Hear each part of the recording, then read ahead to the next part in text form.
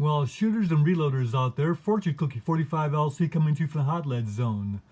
And what you're looking at here is the Smith & Wesson website, and they're featuring right here their classic line of revolvers.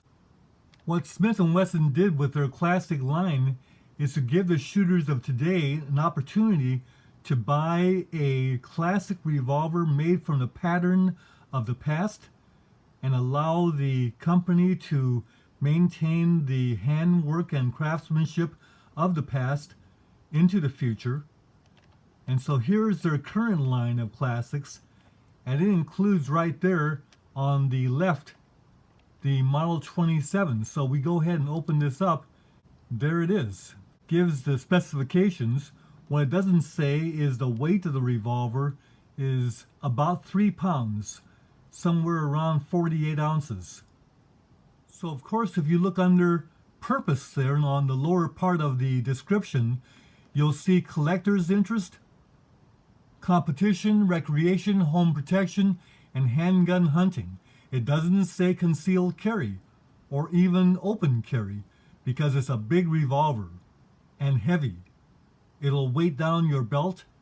However, what makes the Model 27 Smith & Wesson a classic among classics is the fact that back in 1935, when this model first came out, it was the very first Magnum handgun cartridge, the most powerful at that time, in the .357 Magnum. So for all of you new shooters out there, or experienced shooters, or young shooters, or old shooters, you're in the market for a classic Smith & Wesson revolver, and you have your choice of looking for one of the older ones, or perhaps buying one of these new classic lines. Which way should you go? Well, in this video, permit me to do a rundown on the original classics and the brand new production classic lines from Smith & Wesson. Well, the way it used to be when you bought a Smith & Wesson classic end-frame revolver, you got a real fine presentation wooden box that had the classic shield-shaped latch to it. And on the inside, the goods are wrapped in this nice preservative oil paper. But like in the movie The Graduate, it's all plastics. So now we have our classics revolvers in the Smith & Wesson blue plastic box. Let's go ahead and open that up. Look at that classic plastic. And lo and behold, the goods are in the same preservative oil type paper. Now, one of the criticisms of the newer classics is that the finish is not as good as the original classics. Let's look at this. Of course, is my Model 57, purchased in 1979, has the pin barrel and the recessed cylinder. Let's look at the metal first for the finish. This gun has the Smith & Wesson bright blue. And even though the bluing is very deep and lustrous, you still cannot see a reflection in it. So it's not mirror finish. But that's okay. It's a very good blue finish.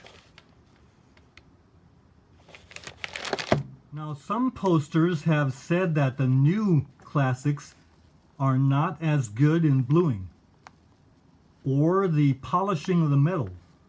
Well, it looks pretty much the same to me. It's hard to tell.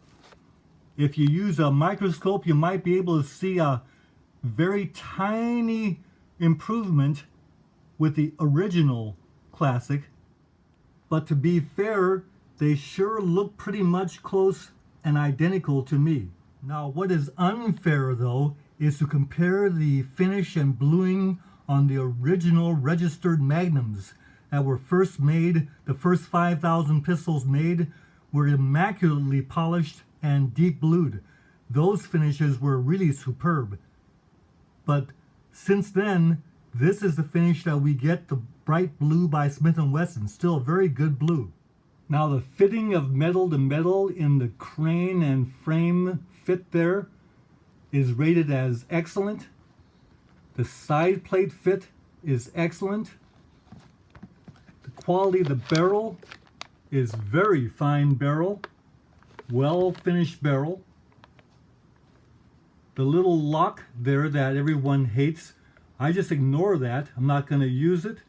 It's there for various sundry reasons, but really doesn't detract from it. We don't have to even notice it, really. And on the original Classic, once again, the fit of metal to metal is wonderful. Very well finished metal work on this revolver. Well execution of all parts and fitting. So now let's look at the wood finish and divide that up first into the wood to metal fit.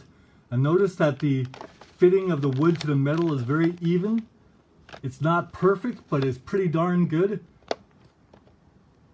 Notice that the wood comes right to the knob there on the original. Notice that the fit of the wood against the metal is very good.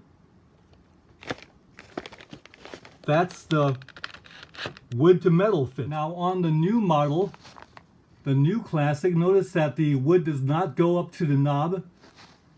There's a problem there. The wood doesn't go all the way to the knob. But otherwise, the wood to metal fit is very acceptable. Now the wood to wood fit. Now of course on the original Classic we have the Smith & Wesson Magnum grips. These are the Magnum grips. And the grain on this pair of grips is exceptionally good. But we're going to look at the wood to wood fit only. The original has very good wood to wood fit. If you send some light through the joint there, you can see a little imperceptible lack of fit of the wood, but that's not visible when you look at it normally. Now, why Smith & Wesson saw the need to change the grip stocks on the Classic series is a little bit of a mystery. If you're going to do a Classic, you shouldn't change, right? Well, the original's on the right, the new Classic's on the left. Notice how there's less wood and the checkering is less in relief.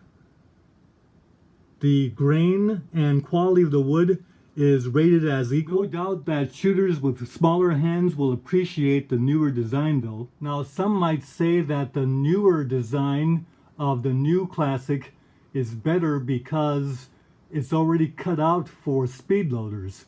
But the problem is the cylinder release latch still has a sharp corner that'll hang up the speed loader so that the wood really, it doesn't even play a part in that. Now when it comes to wood to wood fit on the new Classic, sorry to report that the fit of the two grip stock halves is not that good.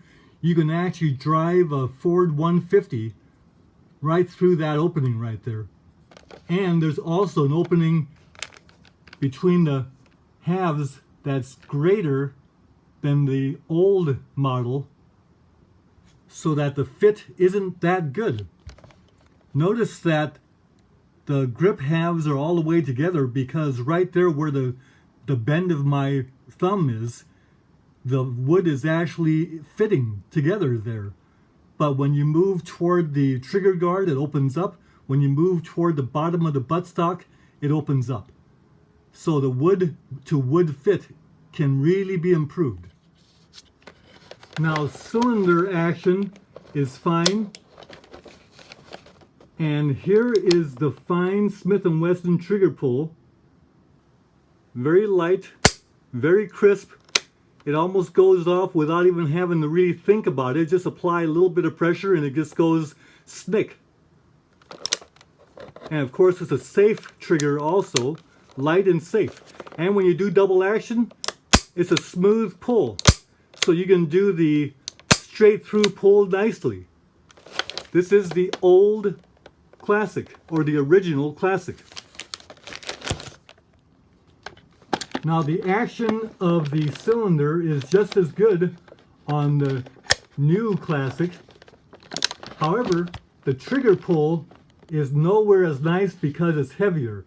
It's a crisp let off, but it's twice as heavy as the original Classic. Is this a problem? And Actually, it's not, because it's still a crisp trigger and a good trigger, just a little heavier. Now, when you do double action,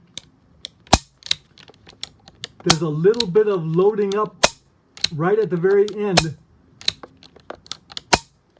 but not quite as smooth as the old original model, but still very good double action trigger.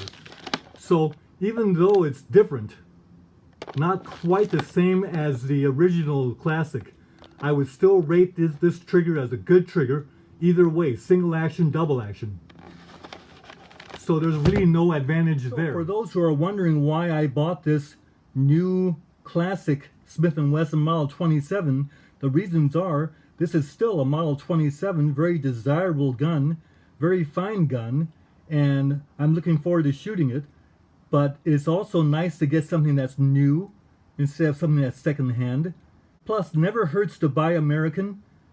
Put the jobs right here in the country. Also, putting another gun in circulation just supports the Second Amendment. Bye for now.